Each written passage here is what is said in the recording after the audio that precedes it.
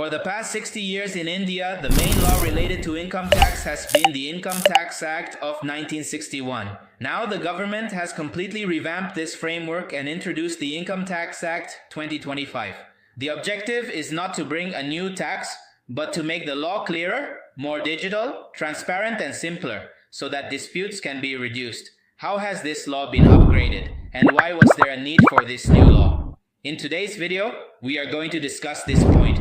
We will also look at its special features and talk about the new Income Tax Act 2025.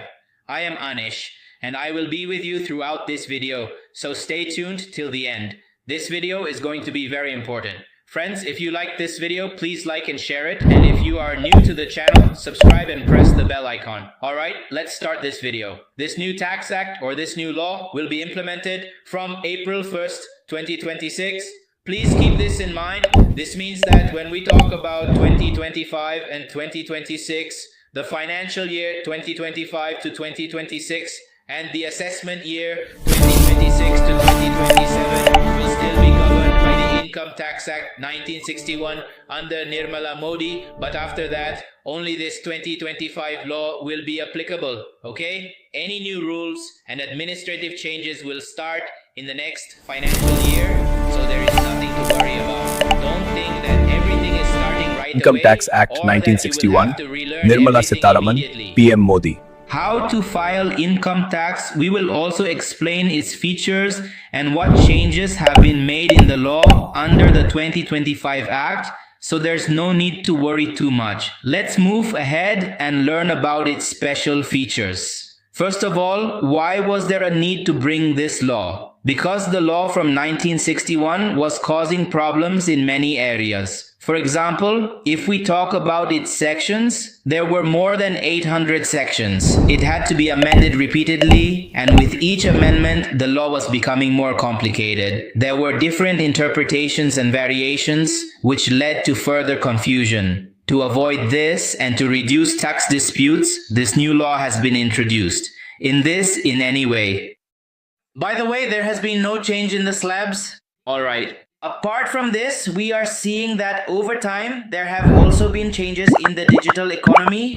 Cryptocurrency has emerged. Online income has come in. So the idea is to include all these in the new law. It has been said that this should be clarified further. So instead of repeatedly adding pages to the old book, this was a better approach. The idea was to present a new book and to make the language, which was difficult and complex, simpler, so that the common, everyday taxpayer can easily and fully understand everything.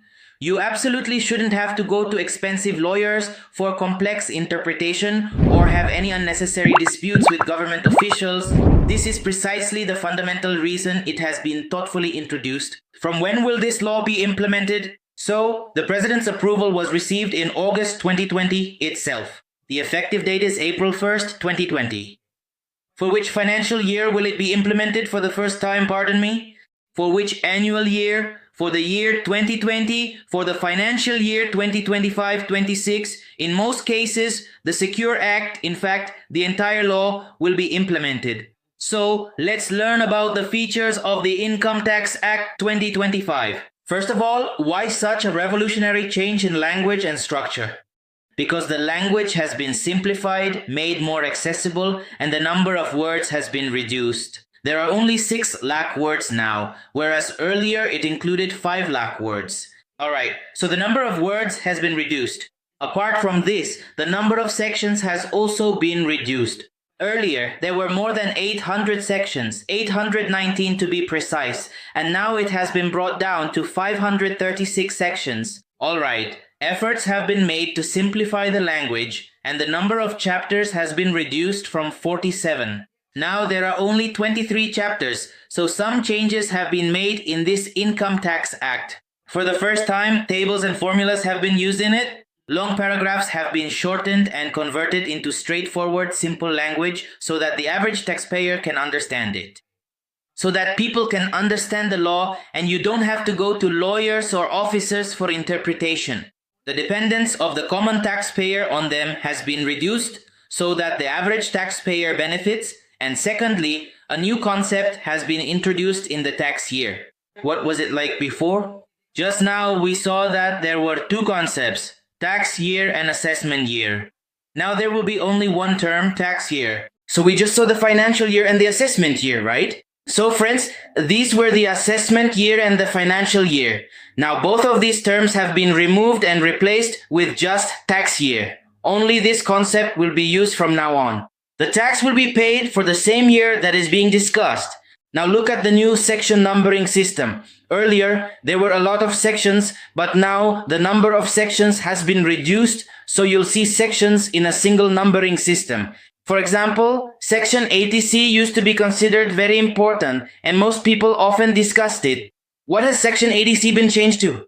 What has it been changed to? 1, 2, 3. 1, 2, 3. But the exemption remains the same. It hasn't been removed.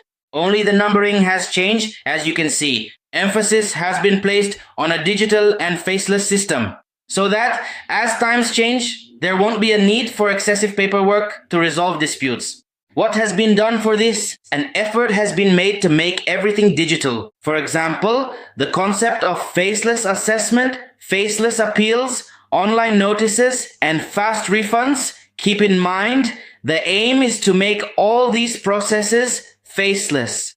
Now, even faceless online notices will be online, so faceless appeals are fine as well. Online notices are fine, and the faceless assessment was also started under this. So, all these faceless assessments have been included within this. Alright, regarding digital and global income, what was the situation until now? The tax here in our country, for those who invest, is also related to border taxes. Alright, so what has been done to reduce corruption and to minimize human interface? This has been introduced through a faceless and online method. So whenever we talk about clarity regarding digital and global income, some things have been included in this new law, such as new provisions related to cryptocurrency and virtual digital assets have been added. New provisions have been added regarding online and cross-border income, and efforts have been made to clarify their definitions further. Global transactions have been clearly defined in this new law so that those who